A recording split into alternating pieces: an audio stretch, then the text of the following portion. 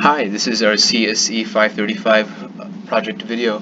Our group is Group 30 and our team members are Sairaj, Ridhwaan, Aarti, and Karthik.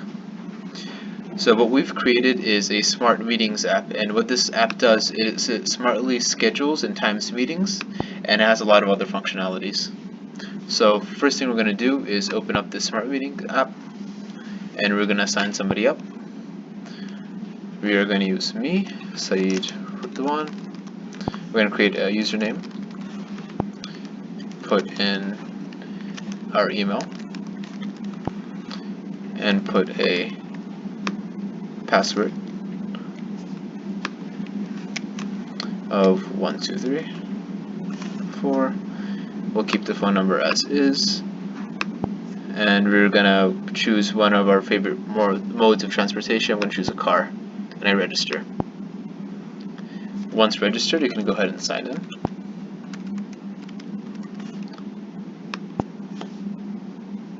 And we come into our home page. I know one of the first things I want to show you is the weather right here. So what happens is that it actually uses GPS location to use the Yahoo API to constantly update itself. So if you put in different locations, then it's gonna keep on updating itself. I'm gonna send that. There we go, and it changes.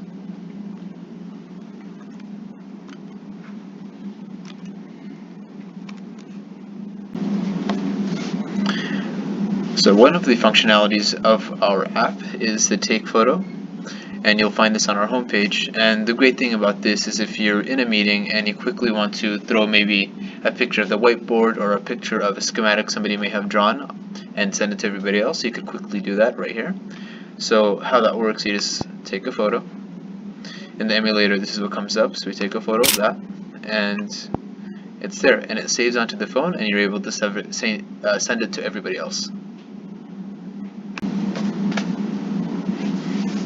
Another cool functionality of our app is that oftentimes during meetings, when you're staying really late, your battery runs out and people don't notice it.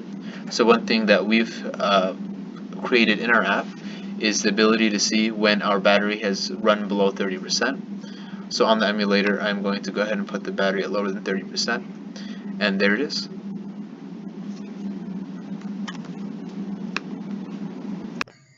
Another cool feature of our app is that it's able to turn the phone onto silent automatically when it enters a meeting location.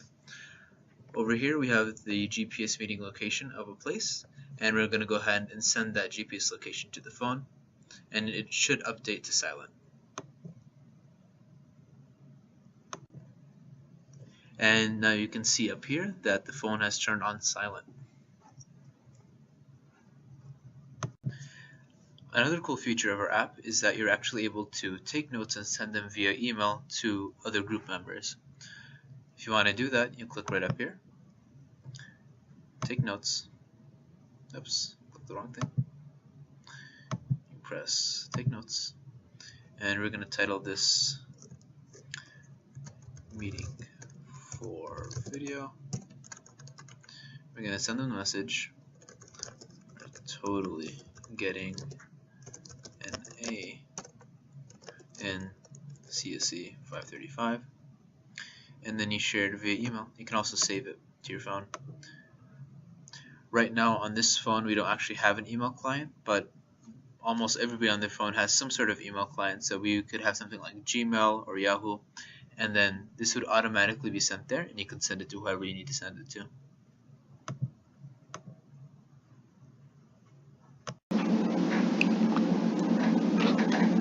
We're now going to log in as another user, Karthik.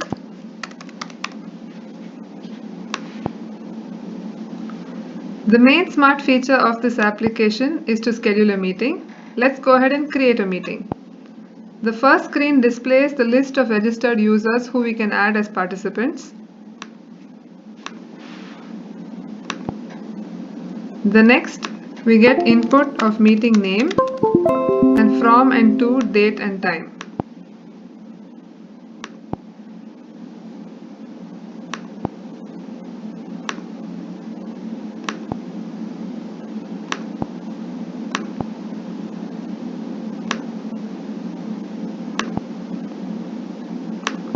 When I click on Find, a list of locations are returned, ordered by proximity to all users. So like we can see, the first closest location is CAVC, followed by Biak, and then Hayden and Kur. To arrive at this list, the following algorithm has been used. When the time and date and all the participants are first entered, against each participant we check that none of the time and date clashes with their already pre-existing meetings. If this goes ahead fine, then for each participant, we choose the most probable location based on their list of previous locations at the same day and time. Every user's location is saved to the database every 30 minutes for this purpose.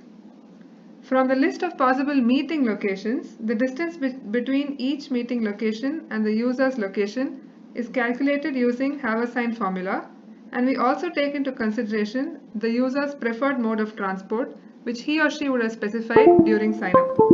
This final list is displayed by proximity to all users.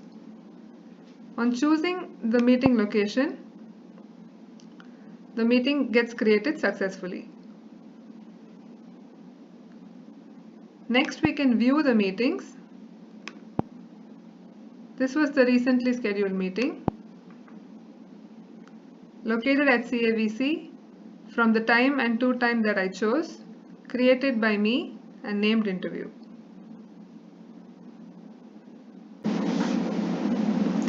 We recently created a meeting with two participants, Karthik and Aarti.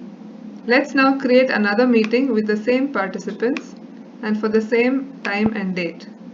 This is to show that the availability of the user is being calculated when the meeting is scheduled.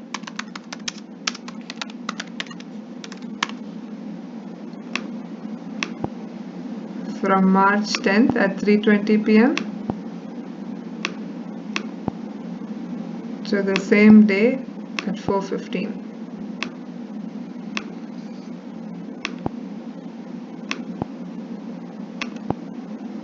You can see that we are unable to create this meeting because it clashes for some of the participants. We can now go ahead and choose the same participants for a different time.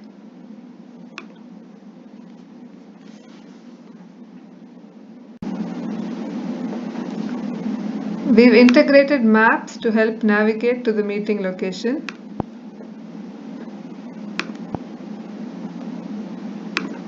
From the meeting page, you can navigate from your current location to the meeting location using this feature.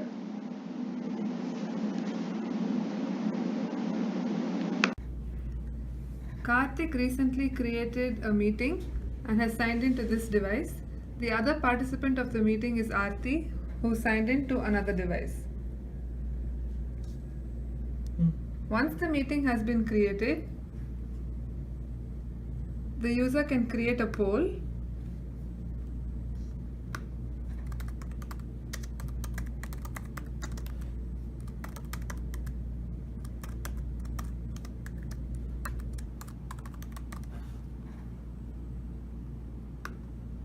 Let's go ahead and ask this question.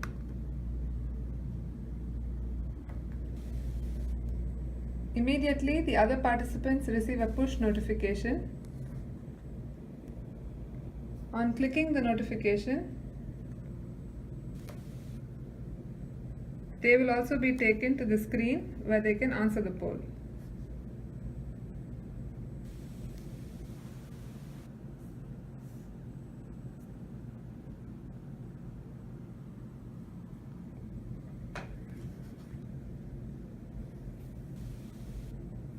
Once that has been done, we can view the poll results under polls. You can see that there's one vote against Java. Similar to creating polls, the user can also ask quick questions to other participants of the meeting. Let's ask a question. Immediately, the other participants get a push notification.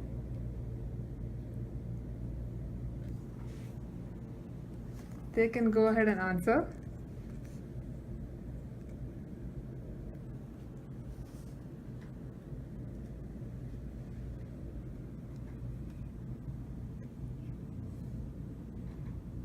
We can view the answers under the Quick Questions tab.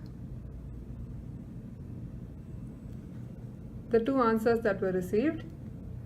These push notifications have been implemented using Firebase Cloud Messaging along with Pusher Client. For each device, there's a registered token which we save in the database and use to facilitate this communication. The backend has been set up using Python's Bottle framework. Here's a look at the APIs. And we've deployed this on AWS Elastic Beanstalk. The MySQL relational database is on Amazon RDS.